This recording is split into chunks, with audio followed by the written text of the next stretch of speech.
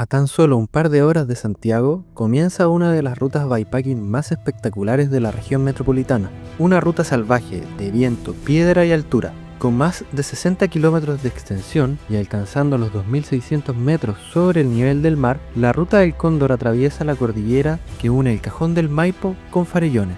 Soy Pedro, fotógrafo y viajero. Te invito a acompañarme en esta travesía de 2 días por uno de los caminos más desafiantes y hermosos de la precordillera de Santiago. Antes de empezar el video de la ruta, algunas cositas prácticas como la conformación de esta, dónde saqué información y el mapa, ya que al ser un lugar un poco alejado de todo, es importante ir preparado. Sin más, esta es la ruta. Ya había hecho el track, uno puede entrar a la página de Komoot y es súper sencillo de usar. Si es que quieren algún video explicando cómo creé la ruta u otras, háganmelo saber por comentario. Bueno, la ruta empieza acá en Santiago, va en dirección al Cajón del Maipo. Esto es mejor por un tema de altimetría. En el Cajón del Maipo se llega hasta el sector del Alfalfal, que es donde está el último pueblo donde uno puede cargar agua y comprar comida antes de empezar a subir. En mi caso hice carga de agua y compré algunas provisiones en este sector. Empecé la Ruta del Cóndor, que empieza acá justo en el Alfalfal, y llegué hasta el primer tramo, que está por acá, que hay una vertiente de agua y un lugar para acampar. Luego de aquí, esta vertiente, saqué agua, la herví para cocinar y lavar un poco las cosas que tenía. Y al otro día ya empecé a subir hasta el punto más alto, que es el paso, a casi 2.600 metros de altura, con señal de teléfono donde es importante avisar a la gente que sabe que estamos haciendo esta ruta, que estamos bien. Luego empieza el descenso hasta el camino a Farellones y se devuelve a Santiago. Esa es la ruta en general, 150 kilómetros, 3.000 metros de ascenso acumulado. Y nada, tener en cuenta que tanto en Google como en Komoot u otras aplicaciones tenemos toda la información para que sea segura esta pequeña travesía. Así que sin más preámbulos, vamos a ver el video. Esa parte ya la subida. Son 25 kilómetros hasta el Alfalfal, donde se da inicio a la ruta del Cóndor.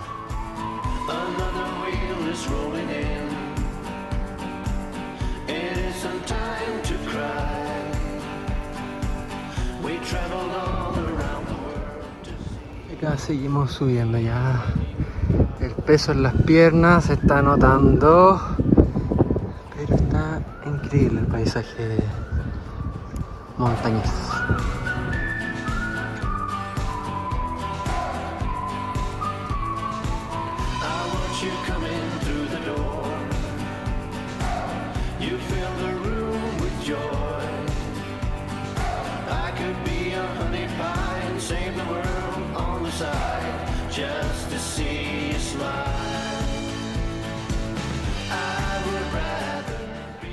Ya llegando al Alfalfal, detrás de esa mini represa, estamos como a 1.500 metros sobre el nivel del mar.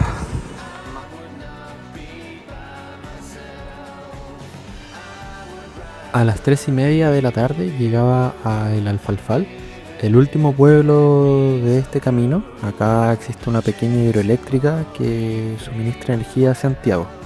Este pueblo se encuentra a 1.340 metros de altura y es el último lugar donde podía conseguir agua y comida antes de empezar a subir. Ya desde aquí en adelante empezaba lo que era la verdadera aventura. Bueno, yo creo que van los primeros 3-4 kilómetros. Está nublando un poquito, pero por lo que revisé en el tiempo antes de empezar a subir, solo va a ser nubes, no hay lluvia. El primer día mi objetivo era claro, llegar a un pequeño estero donde sabía que podía acampar y conseguir agua, aunque esta ya la había cargado en el Alfalfal. Desde los primeros kilómetros saliendo desde ese pueblo, el camino me sorprendió. Era un paisaje cordillerano pleno, que empezaba a teñirse de naranjo con la llegada del atardecer. Debo decir que para hacer una ruta poco transitada estaba en muy buen estado. Aún así el desnivel se hacía sentir, ya que subía desde los 1300 metros de altura a los 1700.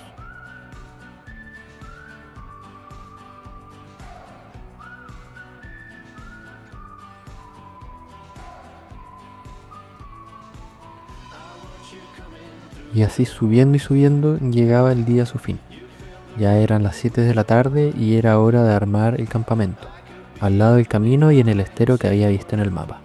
Estaba listo para descansar y empezar un nuevo día en donde iba a subir más de 1000 metros en menos de 20 kilómetros. Ya empezando el día, ya guardé todo. Y ahora a salir de la carpa.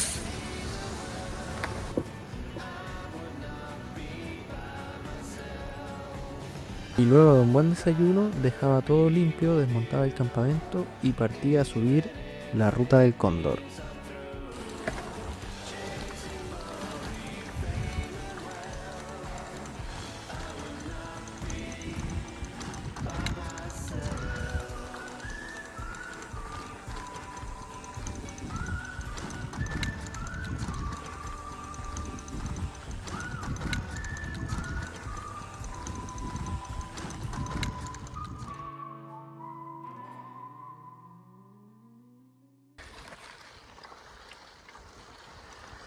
Desde el estero comenzaba la verdadera aventura.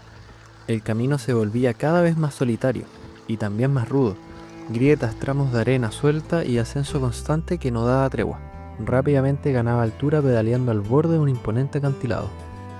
Los paisajes eran increíbles, me transportaban a una de las rutas más difíciles que hice por Sudamérica, la famosa Perú Great Divide. Aunque esta vez el recorrido estaba unos 2000 metros más abajo, la exigencia no era menor, teniendo que empujar la bicicleta en varias ocasiones por el mal estado que tenía el camino. La subida la hice lenta, ya que tenía que guardar energía para los 42 kilómetros que quedaban para llegar a la salida a Farellones. Los primeros 20 kilómetros fueron pura subida, hasta llegar al Paso, el lado más alto de este camino. Todo esto mientras contemplaba el paisaje, respiraba hondo y agradecía el clima que estaba de mi lado, ya que pensaba que en un día de mucho calor sería muy difícil hacer esta subida y en un día de lluvia casi imposible. A la mitad de la subida hice una pausa, desde ahí miraba por última vez el Valle del Alfalfal, ya que lo que venía ahora era un mundo aparte, un valle interior encerrado entre la ciudad de Santiago y la cordillera misma. Los colores rojizos de las montañas hacían parecer que estaba pedaleando en Marte. El dron a ratos me daba la perspectiva del camino que seguía subiendo, serpenteando hacia el horizonte. Mi meta era llegar antes de las 2 al Paso, el lugar más alto de la ruta a 2600 metros sobre el nivel del mar. Siempre siguiendo la huella que dejaba el antiguo camino que sirvió para la instalación de las torres de alta tensión, que en esta soledad eran mi única compañía y guía.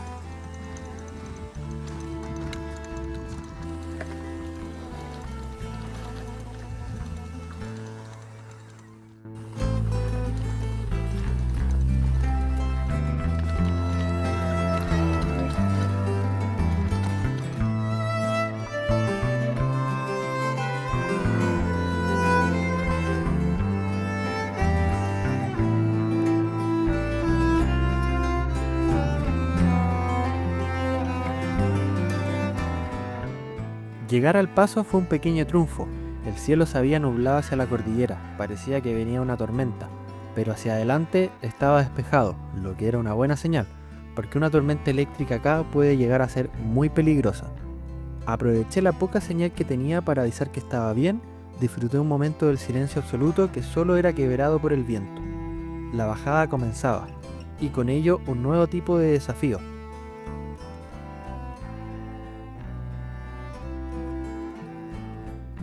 El camino se convertía en un sendero estrecho, poco claro por momentos. Tuve que estar muy atento al mapa y a mi orientación, ya que la ruta, al ser muy técnica, demandaba la máxima concentración. Bueno, toca seguir subiendo unos 2 kilómetros más hasta allá, detrás de esa antena, y ahora sí empezar a bajar. Bueno, ya había empezado a bajar. A eso de las 5 de la tarde llegaba la salida norponiente de la ruta del Cóndor, desde donde se podía ver vistas inolvidables a Farellones, el Valle de la Engorda y la imponente Sierra de Ramón. la que marcaba el límite oriental de Santiago. Lo que venía era una larga bajada, muy técnica. A ratos el camino simplemente desaparecía. Tenía que sortear piedras, grietas y cortes. Fueron casi 90 minutos de máxima concentración, justo cuando el sol empezaba a caer.